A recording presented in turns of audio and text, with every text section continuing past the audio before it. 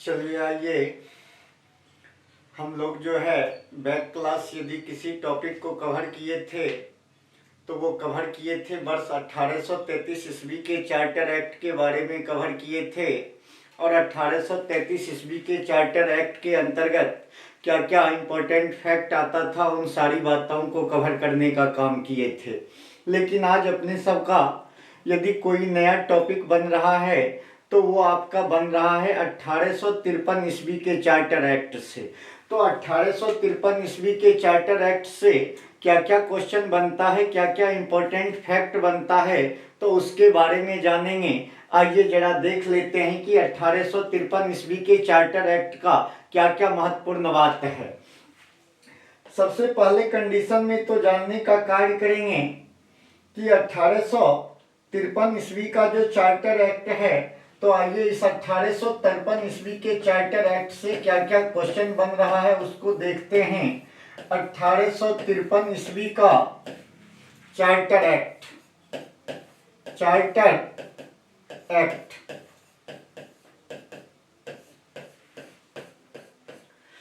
1853 ईस्वी के charter act के समय यदि ब्रिटेन के महारानी कोई थे तो ब्रिटेन की महारानी का नाम था, ब्रिटेन की महारानी, ब्रिटेन की महारानी यदि कोई थी तो ब्रिटेन की महारानी का नाम था Alexandria, Alexandria, Alexandria Victoria, Victoria, Victoria. तो यहां से इस चीज को भी जान गए कि 1853 ईस्वी के चार्टर एक्ट के समय जो है ब्रिटेन की महारानी कोई थी तो उनका नाम था अलेक्जेंड्रिया विक्टोरिया। लेकिन अगला फैक्ट क्या आता है, जब आपको पूछने का कार्य करेगा कि उस समय भारत के गवर्नर जनरल कौन थे, तो इस समय भारत के गवर्नर जनरल कोई थे, भारत के गवर्नर जनरल, गवर्नर जनरल यदि कोई थे तो उनका नाम था Lord Dalhousie, Lord Dalhousie, Lord Dalhousie. तो यहां से इस बातों को भी जान गए कि 1853 ईस्वी के चार्टर एक्ट के समय जो है यदि ब्रिटेन के रानी कोई थे तो उनका नाम था अलेक्जेंड्रिया विक्टोरिया। और साथ ही साथ जानने का कार्य करेंगे कि भारत के गवर्नर जनरल कोई थे तो भारत के गवर्नर जनरल का नाम था लॉर्ड डलहौजी। अब क्या क्या और भी इंपॉर्टेंट फैक्ट आता है इससे संबंधित जरा उसको देखने का कार्य करते हैं कि 1853 ईस्वी के चार्टर एक्ट के तहत जो है कौन कौन से कार्य किए गए थे उसको थोड़ा देख लेते हैं। सबसे पहले कंडीशन में तो जानने का कार्य करेंगे कि 1853 ईस्वी का जो चार्टर एक्ट आया था तो इस एक्ट के तहत जो है गवर्नर जनरल के परिषद को, गवर्नर जनरल, गवर्नर जनरल के परिषद को, परिषद को दो भागों में बांट दिया गया था। और दो भागों में जो बांटा गया था तो एक का तो नाम वही रह गया जो पहले से था, यानी कहा जाए गवर्नर जनरल परिषद, गवर्नर जनरल परिषद, गवर्नर जनरल परिषद। और दूसरा यदि कोई नाम पड़ा था तो उसका नाम था विधान परिषद, विधान परिषद। तो यहां से इस बात को भी जान गए कि 1853 ईस्वी के चार्टर एक्ट के तहत जो है ना गवर्नर जनरल परिषद को दो भागों में बांट दिया गया। और दो भागों में बांट दिया गया तो एक था गवर्नर जनरल परिषद और दूसरा था विधान परिषद। और एक चीज जानने का कार्य करेंगे, इस विधान परिषद में जब आपको पूछेगा कि कुल सदस्यों की संख्या कितनी थी तो कुल सदस्यों की संख्या 12 थी। और साथ ही साथ ये भी जानेंगे कि ये विधान परिषद ही आगे जाकर के जो है इसे लघु संसद कहा जाने लगा था। लघु संसद मीन्स यानी कहा जाए कि छोटा संसद जो है कहा जाने लगा था। अब बात आती है कि इस गवर्नर जनरल के परिषद का क्या कार्य रह गया था और ये विधान परिषद का कार्य क्या रह गया था, इसके बारे में थोड़ा जान लेते हैं। इस विधान परिषद का जो कार्य था, तो इस विधान परिषद का कार्य था कानून का निर्माण करना, कानून का निर्माण करना। और साथ ही साथ जानेंगे इस गवर्नर जनरल परिषद का यदि कुछ कार्य था, तो विधान परिषद जो कानून का निर्माण करता था, तो उस कानून को लागू करना, कानून को लागू करना, कानून को लागू करना, लागू करना। तो यहां से इस बात को भी जान गए कि 1853 ईस्वी के चार्टर एक्ट के तहत गवर्नर जनरल के परिषद को दो भागों में बांट दिया गया, और दो भागों में बांट दिया गया था। तो एक तो वही रहा गवर्नर जनरल परिषद और दूसरा बन गया विधान परिषद। और साथ ही साथ जानेंगे विधान परिषद में कुल सदस्यों की संख्या 12 थी, और विधान परिषद का जो है मूल कोई काम था, तो मूल काम था कानून का निर्माण करना। और गवर्नर जनरल परिषद का कोई कार्य रह गया था, तो उसका कार्य रह गया था कि इसी कानून को लागू करवाना। तो यहां से ये चीज को भी जान गए। अब अगला बात क्या आता है, जरा उसको भी देख लेते हैं। 1853 ईस्वी का जो चार्टर एक्ट है, 1853 ईस्वी के चार्टर एक्ट के तहत जो है ना, और भी कई सारे कार्य किए गए, जिसमें कि जानने का कार्य करेंगे कि 1853 ईस्वी का चार्टर एक्ट कहता है, 1853 ईस्वी का चार्टर एक्ट कहता है कि इस एक्ट के तहत जो है Indian high court act, Indian high court, Indian high court,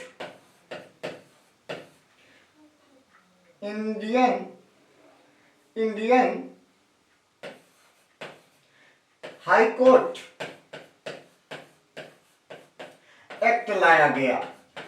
तो यहां से ये चीज को भी जान गए कि इंडियन हाई कोर्ट एक्ट यदि किसी एक्ट के तहत लाया गया, तो उस एक्ट का नाम था 1853 ईस्वी। लेकिन एक चीज और भी ध्यान देंगे, जब अपने सब भाई को ये पूछ देगा कि हमारे देश में पहली बार जो है इंडियन हाई कोर्ट किस वर्ष लाया गया था, तो इंडियन हाई कोर्ट यदि किसी वर्ष लाया गया था, तो उस वर्ष का नाम था 1856 ईस्वी। यानी 1856 ईस्वी में जानने का कार्य करेंगे कि पहली बार देश में जो है इंडियन हाई कोर्ट को लाया गया था, इंडियन हाई कोर्ट एक्ट को लाया गया था। और इसी हाई कोर्ट एक्ट के तहत जो है मुंबई,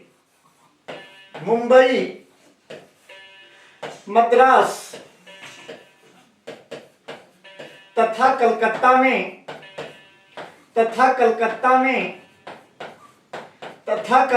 में एक एक उच्च न्यायालय की स्थापना की गई थी, एक एक उच्च न्यायालय की स्थापना की गई थी, उच्च न्यायालय की स्थापना की गई थी, स्थापना की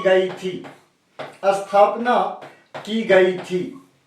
तो यहां से इस बात को भी जान गए। यानी कहा जाए कि इस एक्ट के तहत जो है मुंबई हो, मद्रास हो और साथ ही साथ कलकत्ता में जो है हाई कोर्ट की स्थापना की गई थी। तो जब आपको पूछ देगा कि किस एक्ट के तहत जो है हमारे देश में इंडियन हाई कोर्ट एक्ट लाया गया था, तो आप बोलेंगे 1853 ईस्वी का जो चार्टर एक्ट है ना, इस एक्ट के तहत हमारे देश में जो है पहली बार इंडियन हाई कोर्ट एक्ट लाया गया था। लेकिन जब ये बात को पूछेगा कि हमारे देश में पहली बार इंडियन हाई कोर्ट एक्ट को किस वर्ष लाया गया था, तो आप बोलेंगे 1856 ईस्वी। उसके बाद जब आपको पूछेगा कि मुंबई, मद्रास या कलकत्ता में जो है एक एक हाई कोर्ट का जो है गठन जो है किस एक्ट के तहत किया गया था, तो आप बोलने का कार्य करेंगे 1853 ईस्वी का चार्टर एक्ट।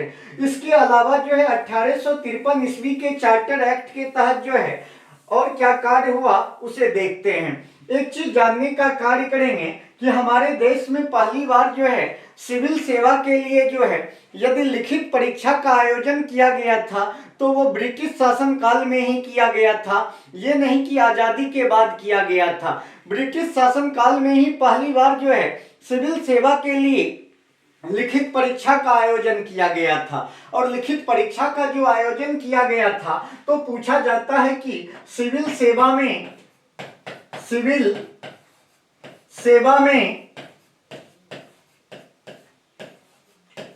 भर्ती के लिए लिखित परीक्षा का आयोजन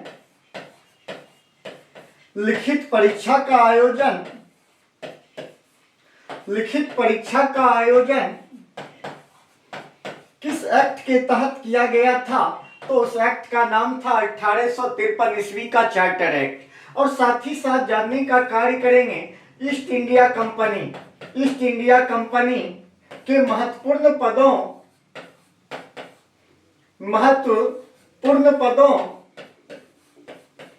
को भरने के लिए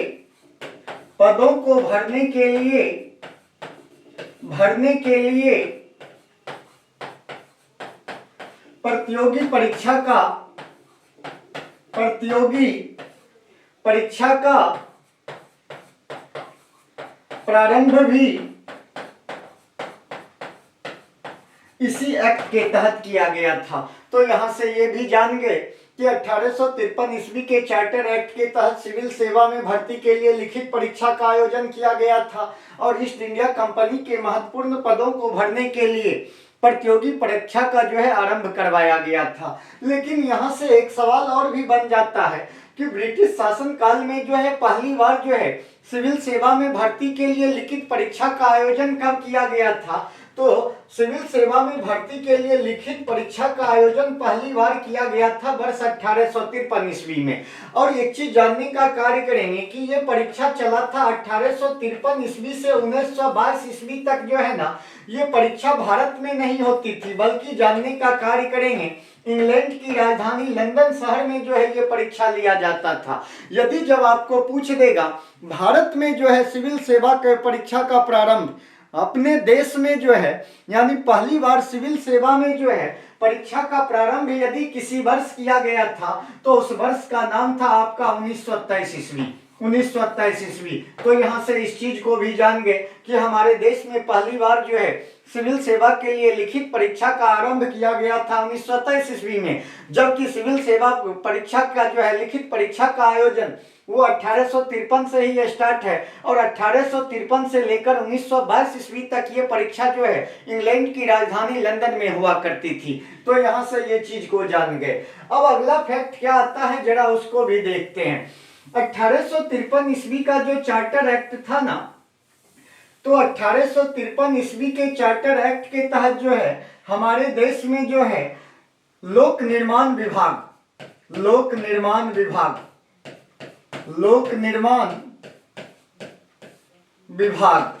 की स्थापना की गई थी। लोक निर्माण विभाग की स्थापना की गई थी। और साथ ही साथ ये भी जानने का कार्य करेंगे कि जो है हमारे देश में सार्वजनिक निर्माण विभाग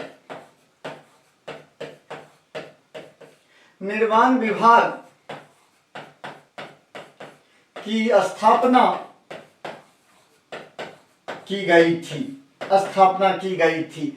तो यहाँ से 1853 ईस्वी का जो चार्टर एक्ट है, तो 1853 ईस्वी के चार्टर एक्ट के तहत जो है दो और भी महत्वपूर्ण कार्य हुए थे कि जो है लोक निर्माण विभाग की स्थापना हुई थी और साथ ही साथ जो है सार्वजनिक निर्माण विभाग की स्थापना की गई थी। अब एक चीज और भी जानेंगे कि ये 1853 ईस्वी के चार्टर एक्ट के तहत और क्या इंपॉर्टेंट कार्य हुआ था। एक चीज जानेंगे, अभी तक अपना सब भाई इस बात को पढ़ते हुए आ रहे थे कि 1773 ईस्वी से लेकर के जब स्टार्ट किए थे तो आप मेरे साथ बोले थे कि 1773 ईस्वी से लेकर कहा जाए कि लगातार 20 वर्षों के लिए जो है कंपनी के प्रशासनिक एकाधिकार को बढ़ाया जाता था, यानी एक बार में 20 वर्षों के लिए बढ़ा दिया जाता था। लेकिन एक चीज जानेंगे, इस एक्ट के तहत जो है ना ईस्ट इंडिया कंपनी के प्रशासनिक एकाधिकार को, ईस्ट इंडिया कंपनी के प्रशासनिक एकाधिकार को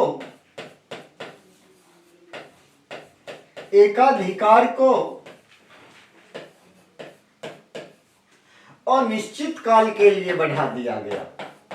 अनिश्चित काल के लिए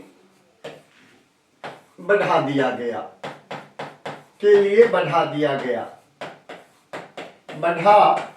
गया। इसका अर्थ क्या है, जरा इसको भी समझते हैं। अभी तक आप देखते आ रहे थे कि लगातार 20-20 वर्षों के लिए जो है ईस्ट इंडिया कंपनी के जो है प्रशासनिक एकाधिकार को बढ़ाया जा रहा था, लेकिन यह एक ऐसा एक्ट है ना 1853 ईस्वी का चार्टर एक्ट, जिसके तहत ईस्ट इंडिया कंपनी के प्रशासनिक एकाधिकार को जो है अनिश्चित काल के लिए बढ़ा दिया गया। इसका अर्थ ये निकला कि कभी भी जो है, यानी कहा जाए कि ब्रिटिश महारानी जो है इससे प्रशासनिक एकाधिकार को छीन सकती है। तो यहाँ से ये क्वेश्चन भी बन सकता है कि किस एक्ट के तहत जो है ये भी जो है यानी ईस्ट इंडिया कंपनी के प्रशासनिक एकाधिकार को जो है कभी भी छीना जा सकता है। तो आप बोलेंगे 1853 ईस्वी का चार्टर एक्ट। तो यहाँ से ये भी जान गए कि ब्रिटेन की महारानी के द्वारा ब्रिटेन की महारानी के द्वारा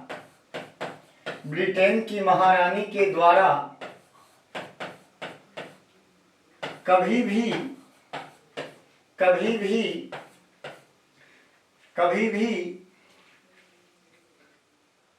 कि महारानी के द्वारा कभी भी प्रशासनिक एकाधिकार को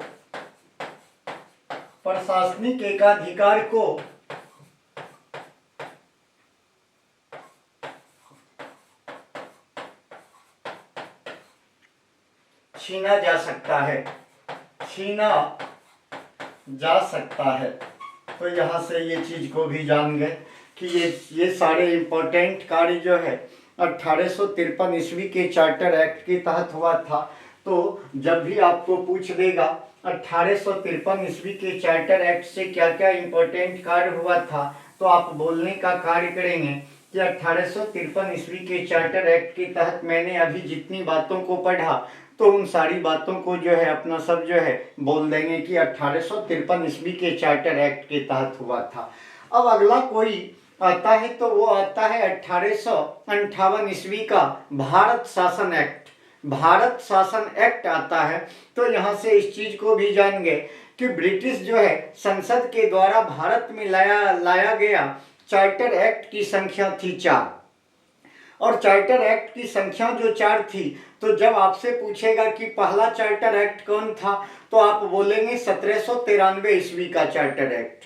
दूसरा आपसे पूछेगा कि दूसरा चार्टर एक्ट कौन था, तो आप बोलेंगे 1813 ईस्वी का चार्टर एक्ट। और तीसरा जब आपसे पूछेगा कि तीसरा चार्टर एक्ट कौन था, तो आप बोलेंगे 1833 ईस्वी का चार्टर एक्ट।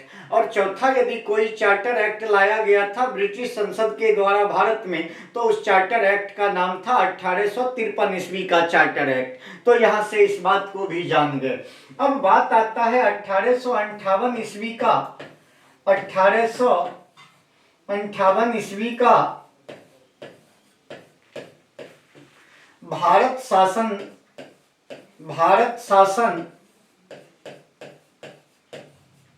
अधिनियम। भारत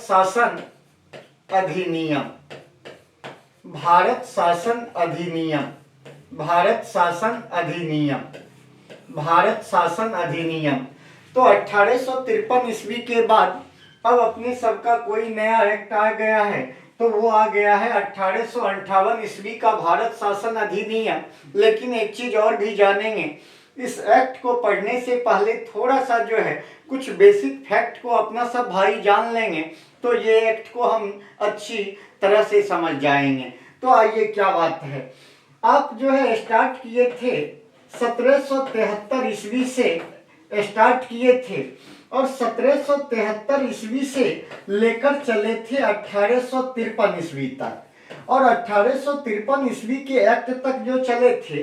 तो यहाँ से 2 क्वेश्चन जो है बन रहा है, और वो 2 क्वेश्चन क्या बनता है जरा उसको देखते हैं।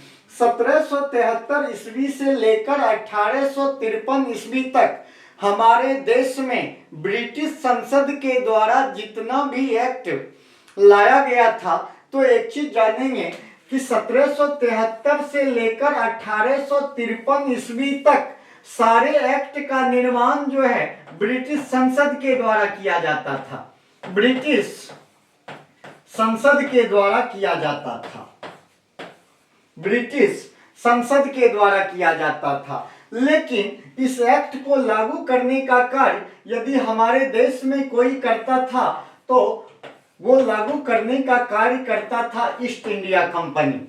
ईस्ट इंडिया कंपनी, फिर से आइए, फिर से समझिए, 1773 ईस्वी से लेकर 1853 ईस्वी तक हमारे देश में जितने भी एक्ट लाए गए तो उसका निर्माण जो है कोई करता था तो निर्माण करता था ब्रिटिश संसद। लेकिन हमारे देश में उस एक्ट को लागू करने का कार्य यदि कोई करता था तो उसका नाम था ईस्ट इंडिया कंपनी। ये चीज जान गए। लेकिन 1853 ईस्वी के बाद जो एक्ट आता है तो वो आता है 1858 ईस्वी, और 1858 ईस्वी से लेकर 1947 ईस्वी तक, 1858 ईस्वी से लेकर 1947 ईस्वी तक जानेंगे कि यदि जो है हमारे देश में जितने भी एक्ट लाए गए तो इसको निर्माण करने का कार्य करते थे ब्रिटिश संसद। और साथ ही साथ इस बात को भी जानेंगे कि लागू भी करते थे ब्रिटिश संसद, निर्माण भी करते थे ब्रिटिश संसद और लागू करने का भी कार्य करते थे ब्रिटिश संसद। तो यहां से ये चीज को जान गए। अब आते हैं 1858 के तहत क्या क्या इंपॉर्टेंट फैक्ट आता है, जरा उसको देख लेते हैं। सबसे पहले कंडीशन में तो जानने का कार्य करेंगे कि अभी जस्ट आप बोले थे मेरे साथ कि 1853 ईस्वी के एक्ट के तहत जो है ना कहा जाए कि ब्रिटिश महारानी के द्वारा ईस्ट इंडिया कंपनी को यह जो है संकेत दे दिया गया था कि कभी भी आपसे जो है प्रशासनिक एकाधिकार को छीना जा सकता है, क्योंकि उसका जो है समय अनिश्चित काल के लिए बढ़ा दिया गया था। और अनिश्चित काल के लिए जैसे ही बढ़ाया गया तो यह बात समझ में आ चुका था कि जो है अब कभी भी ईस्ट इंडिया कंपनी के हाथों से जो है शासन का कार्यभार जा सकता है। तो पूछा जाता है किस एक्ट के तहत जो है भारत में ईस्ट इंडिया कंपनी से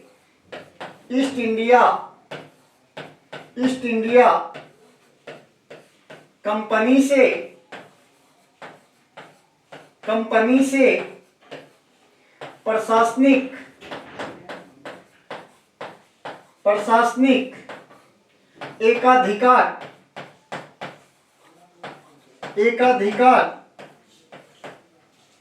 को छीन लिया गया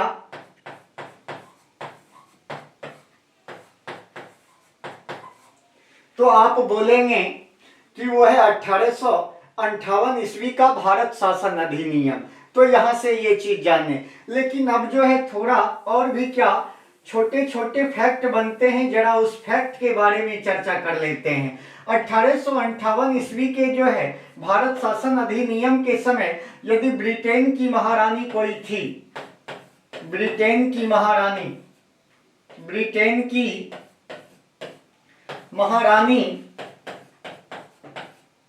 कोई थी तो उनका भी नाम था अलेक्जेंड्रिया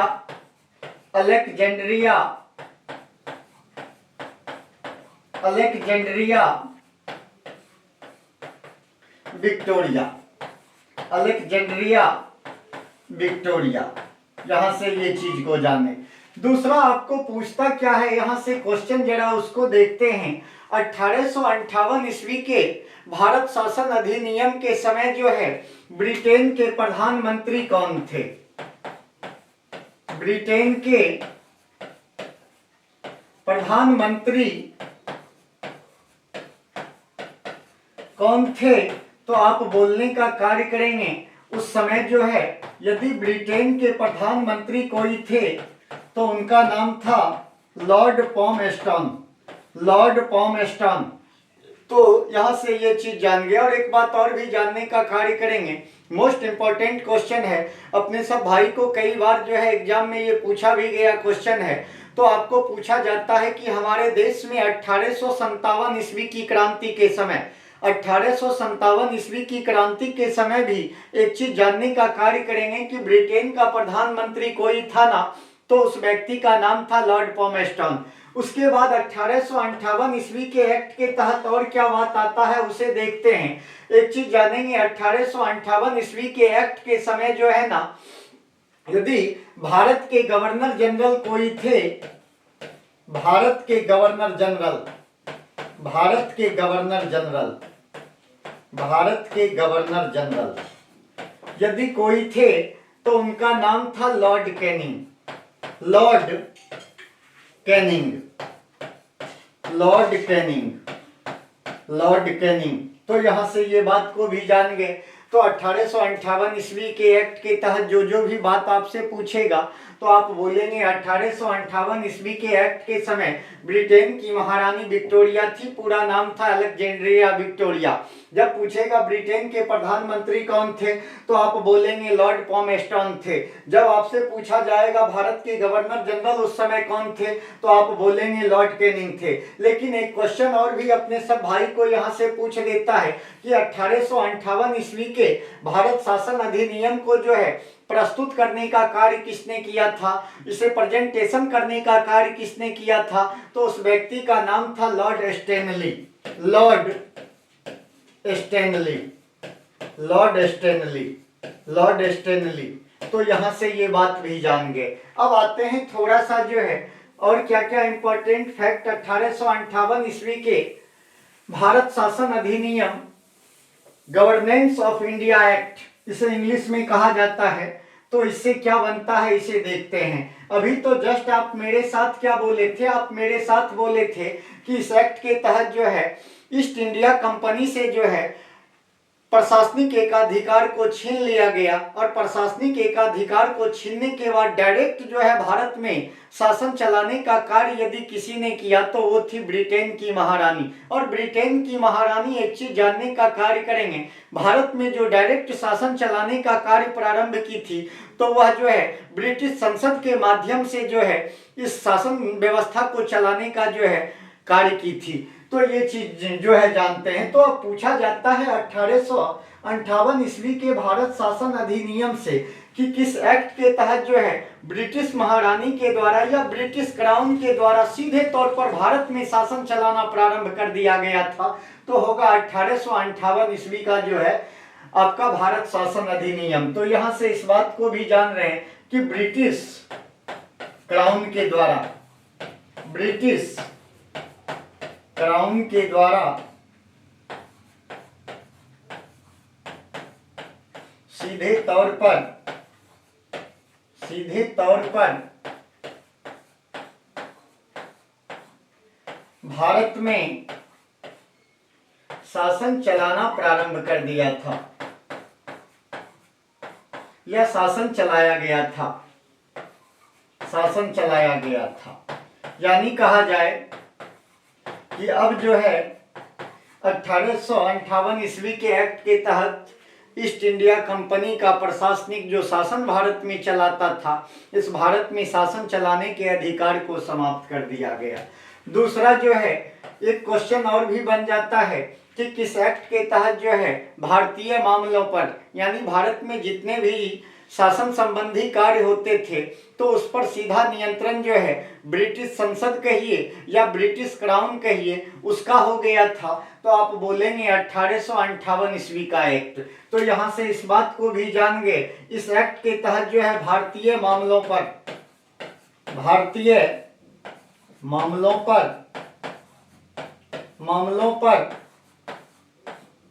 ब्रिटिश संसद का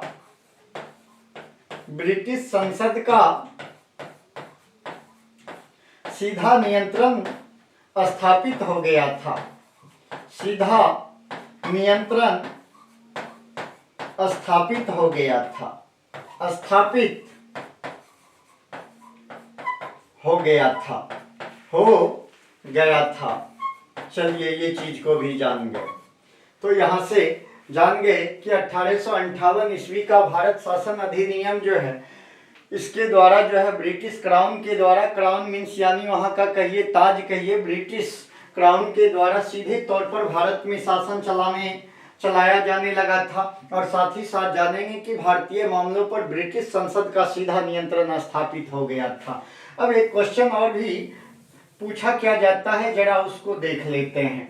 पूछा जाता है कि हमारे देश में 1858 ईस्वी के एक्ट को लागू करने के लिए कहां पर शाही दरबार का आयोजन किया गया था। तो एक चीज जानने का कार्य करेंगे, ये शाही दरबार का आयोजन किया गया था 1 नवंबर 1858 ईस्वी को, 1 नवंबर 1858 ईस्वी को। और एक चीज जानेंगे, यदि आयोजन कहीं किया गया था तो उस शहर का नाम था इलाहाबाद, इलाहाबाद। तो ये भी जान गए कि जो है 1858 ईस्वी के एक्ट को जो है लागू करने के लिए शाही दरबार का आयोजन किया गया था 1 नवंबर 1858 ईस्वी को। यदि शहर का नाम पूछेगा तो आप बोलेंगे इलाहाबाद। लेकिन एक चीज और भी जानेंगे कि जो है इस 1858 ईस्वी के एक्ट को हमारे देश के जितने भी शिक्षित वर्ग के व्यक्ति थे ना, इसे भारतीय मेग्ना कार्टा कह करके पुकारा था। तो पूछा जाता है कि किस एक्ट को जो है हमारे देश के शिक्षित वर्ग के लोगों द्वारा जो है भारतीय मेग्ना कार्टा कहकर पुकारा गया था। तो आप बोलेंगे 1858 ईस्वी का भारत शासन अधिनियम। तो यहां से ये भी जान गए कि शिक्षित वर्ग के लोगों द्वारा इसे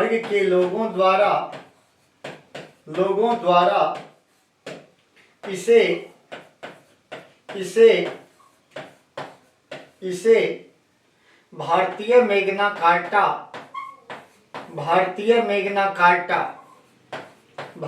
मेग्ना कार्टा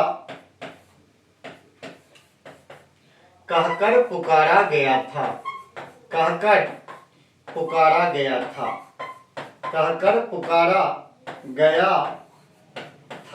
तो चलिए ये बात को भी जान गए सब कोई कि 1 नवंबर 1858 ईस्वी को जो है इस एक्ट के घोषणा की गई थी और इसके लिए शाही दरबार का जो है आयोजन किया गया था। और शाही दरबार का जो आयोजन किया गया था तो वो इलाहाबाद शहर में किया गया था। फिर से कहते हैं इलाहाबाद शहर, क्योंकि ऑप्शन में कभी कभी जो है लोग सोच लेता है देश की राजधानी दिल्ली है तो दिल्ली में मिलेगा, तो आप दिल्ली में नहीं मारेंगे, क्योंकि जो है इलाहाबाद शहर में किया गया था। और इस एक्ट को हमारे देश के जितने भी शिक्षित वर्ग के लोग थे ना, तो इसे भारतीय मेग्ना कार्टा कह करके पुकारने का काम किए थे। अब और भी क्या बात आता है जरा उसको देखते हैं। इस एक्ट के तहत एक चीज जानने का कार्य करेंगे कि भारत में मुगल शासन को पूर्णतः समाप्त कर दिया गया था। भारत में मुगल शासन का पूर्णतः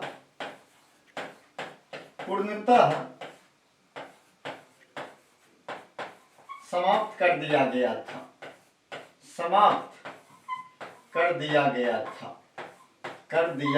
था। तो ये चीज भी जान गए। यानी कहा जाए कि अपना सब भाई हिस्ट्री में इस बात को पढ़ते हैं कि मुगल वंश का संस्थापक बाबर, मुगल वंश का अंतिम कोई शासक था तो उस शासक का नाम था बहादुर शाह द्वितीय। और आप याद कीजिए, आपको हम जो है पढ़ाए हुए थे कि 1765 में हुई थी इलाहाबाद की संधि। और इलाहाबाद की संधि के तहत जो है एक मुगल शासक था जिसका नाम था शाह आलम द्वितीय। तो ये क्वेश्चन भी आपको मैंने बताया हुआ था कि अंग्रेजों का पेंशनधारी बनने वाला कोई मुगल शासक था तो उसका नाम था शाह आलम द्वितीय। तो ये जितना भी मुगल शासन को ही पूर्ण रूपेण समाप्त कर दिया। जो कि शाह आलम द्वितीय सबको पेंशन मिलता था ना, ये पेंशन देना और सब बंद कर दिया गया। सीधे कह दिया गया कि अब कोई मुगल सम्राट नहीं होगा, अब सीधे तौर पर यदि भारत में शासन चलेगा तो मेरा शासन चलेगा। तो यहाँ से ये चीज को भी जान गए। उसके बाद एक चीज जानने का कार्य करेंगे। पूछा जाता है कि डलहौजी के विलय नीति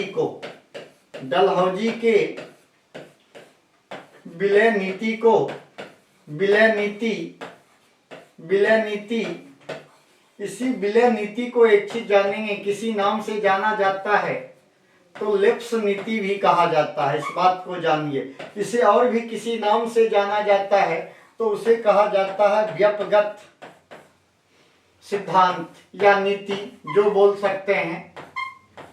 तो ये चीज डलहौजी के विलय नीति, लेप्स नीति और व्यपगत सिद्धांत को समाप्त कर दिया गया था, समाप्त कर दिया गया था, समाप्त कर दिया गया था। तो ये बात को भी जान गए।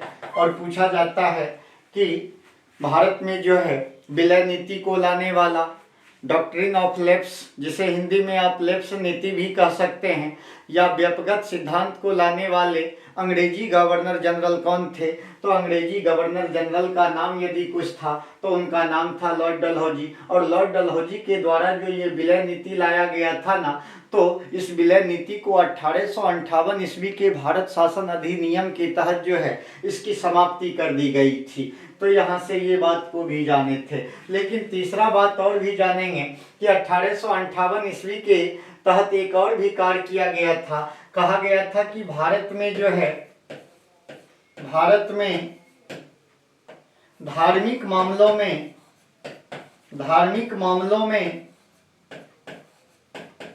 धार्मिक मामलों में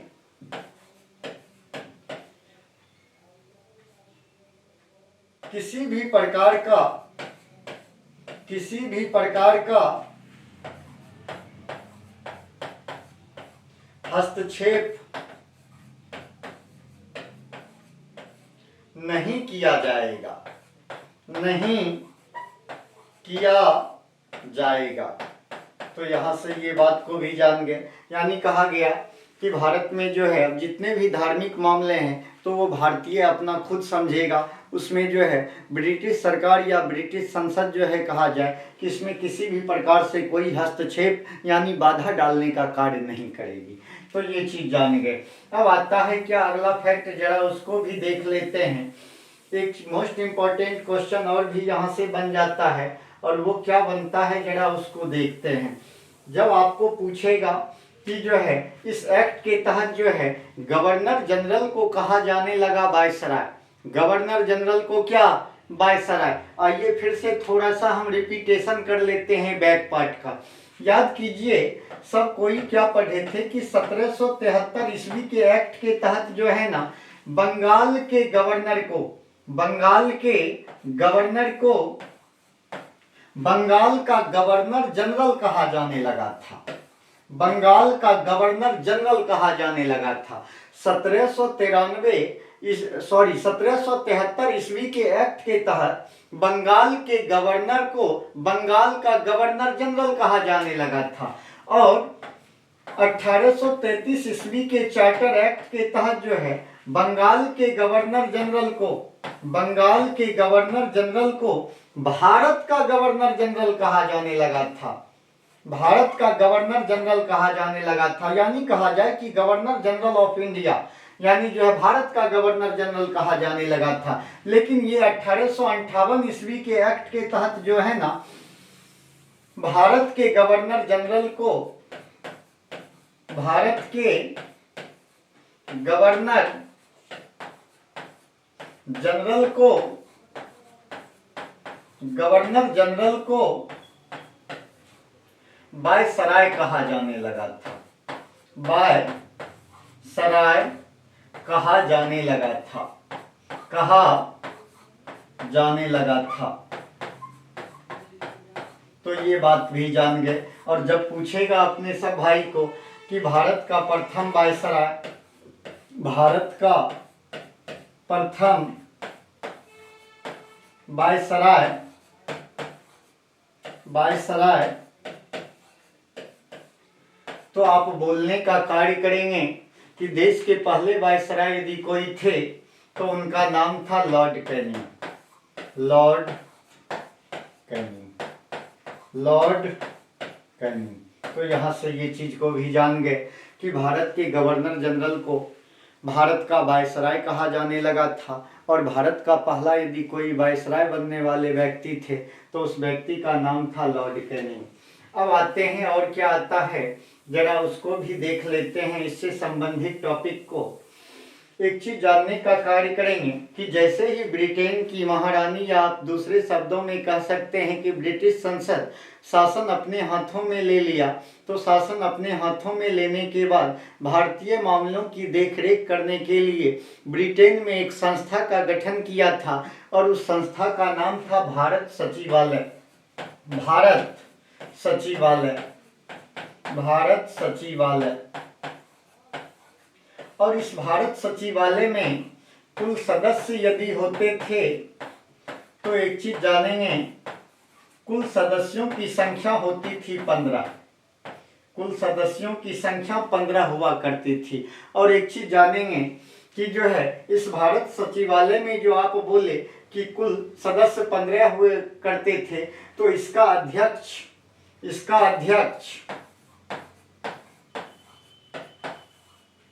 यदि कहलाता था तो उसे कहा जाता था भारत सचिव, भारत सचिव कहा जाता था। अब आइए कैसे शासन चलता था जरा उसको भी देख लेते हैं। एक चीज जानने का कार्य करेंगे कि जो है 1858 ईस्वी के एक्ट के बाद जो है जैसे ही ब्रिटिश संसद या ब्रिटिश क्राउन अपने हाथों में सत्ता लिया, तो एक चीज जानेंगे, भारत में यदि सबसे बड़ा कोई अधिकारी था तो उसका नाम था वायसराय, वायसराय। अब ये वायसराय क्या करता था कि यहाँ से सारे रिपोर्ट जो है यदि देने का कार्य करता था तो भारत सचिवालय में दिया करता था, भारत सचिवालय जो कि ब्रिटेन में था, इस बात को जानेंगे, भारत सचिवालय। और अभी जस्ट आप मेरे साथ बोले थे कि भारत सचिवालय का प्रमुख जो होता है यानी अध्यक्ष जो होता है वो उस अध्यक्ष को कहा जाता था भारत सचिव, भारत सचिव।